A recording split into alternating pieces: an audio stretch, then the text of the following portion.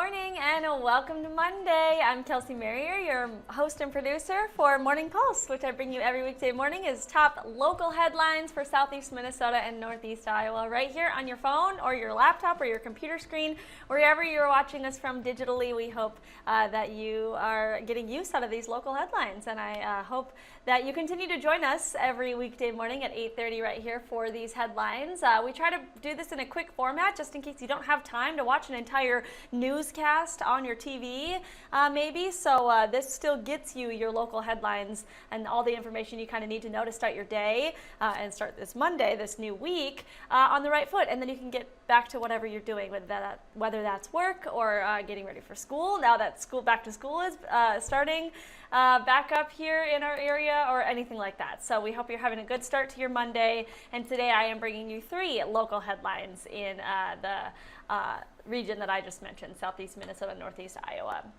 So we're going to start with a story that kind of actually was our top story of the day today, was really weather focused because we had a lot of overnight rain into our morning today, which was causing some concerns, some warnings and watches in flooding. So we do want to show you a photo that we got into our news department from the Austin Police Department.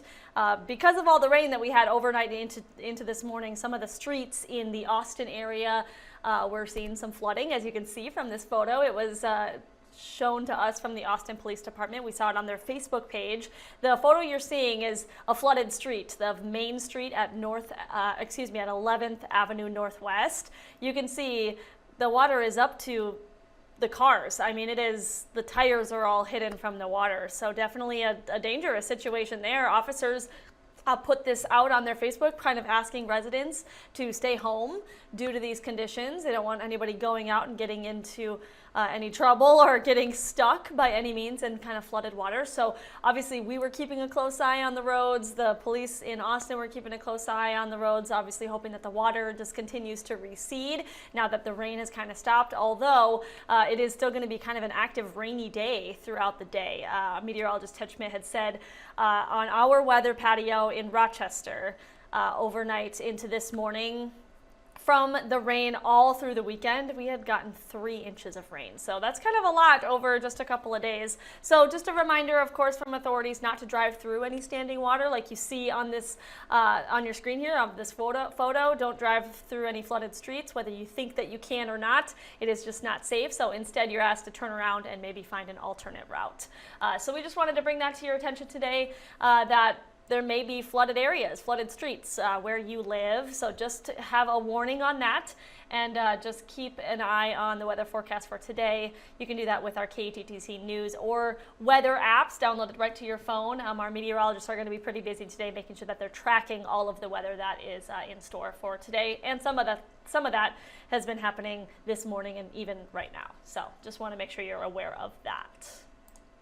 Our next story today kind of involves all of Minnesota, but also the southeast little corner here. So close to 300 local law enforcement agencies in Minnesota are putting extra enforcement or extra attention, I guess you could say, on catching intoxicated drivers out on Minnesota roads. And some of the agencies that are involved in this are the Rochester Police Department and the Olmsted County Sheriff's Office. So again, there is an extra enforcement campaign happening right now. It goes all the way through September 1st. This is all for DWIs, making sure that we're keeping our roads clear of people who are driving while intoxicated. Authorities are working overtime, of course, during this campaign to really focus on stopping any impaired drivers before they hurt anybody or even possibly kill someone on the roads.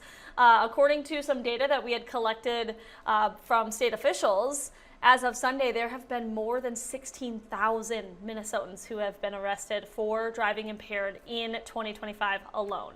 So that is a big number. It's kind of concerning. So far, 65 people have died in alcohol-related crashes this year across the state of Minnesota. So some staggering numbers there for sure, but we do want to let you know if you end up seeing more law enforcement agencies out on the roads, or you think you're seeing kind of a lot of police officers around, well, this is probably why they're doing an extra DWI enforcement campaign right now. Again, that lasts through September 1st.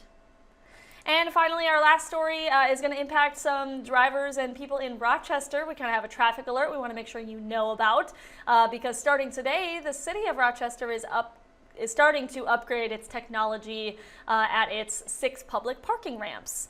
So what does that mean? What are these improvements or these upgrades? Well, the enhancements are going to include adding tap and mobile payment options at the ramps, of course, online platforms for hotel parking passes, and building some new intercoms and adding some cameras to link license plates to tickets for kind of faster assistance there. So for anybody that maybe pays the monthly subscription to park in one of our 6 ramps in Rochester, a new proximity feature is also going to be allowing those subscribers to use their parking cards without having to roll down their window. So that's kind of a plus, I guess you could say, in the technology world for parking in Rochester. The city says the impact from these upgrades that are starting today on people that will be parking in the ramps is going to be minimal. You're not going to be really impacted or shut out of a ramp by any means because of these upgrades that are happening today. One entrance and exit lane for each of the ramps is expected to remain open at all times. So again, you're not going to be not allowed in or stuck inside the ramp or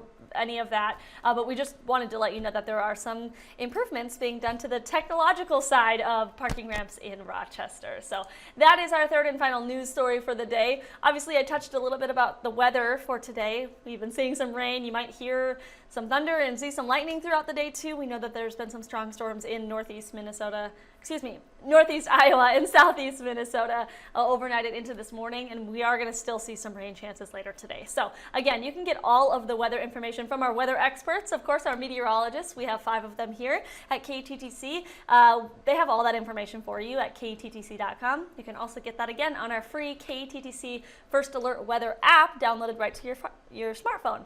That is all that I have. News and weather-wise, we want to make sure that you know what's going on here, and we try to keep this under 10 minutes, and we have only been going for 7, so I think I've got my job done for me today. Hopefully you found this useful and helpful to start your day, and I hope you have a good Monday, and I'll see you right back here on Tuesday.